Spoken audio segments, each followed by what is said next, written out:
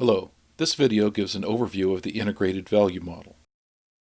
In a previous video, we talked about how policies, plans, and programs enable and depend on each other to succeed.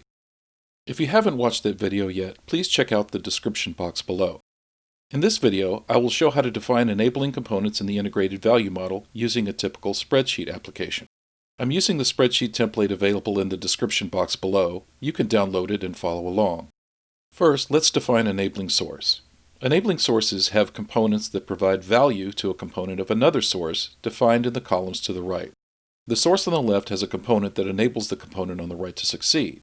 Another way of saying this is that the component on the right depends on the component on the left.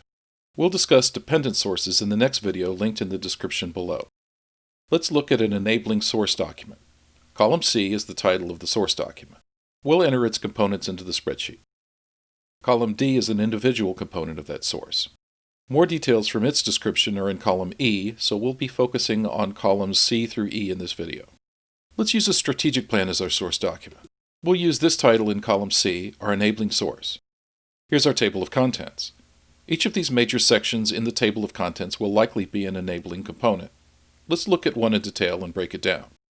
After carefully reading our organization's strategic plan, we've determined it's a valid resource to include. We know this is a valid source document because it affects the mission and priorities of our organization and has objectives. So we've identified the enabling source document within our spreadsheet. Now this objective becomes our enabling component. Let's add this to our spreadsheet. Next, this paragraph succinctly describes the objective, so we'll use that as the enabling component description. Let's add that. I'll add more components from this source document. I've listed my source document and its components and the component descriptions. Now, if I want to know everything that relates to this topic, I can filter using a keyword such as caregiver. In the next video, we'll define dependent components in the integrated value model.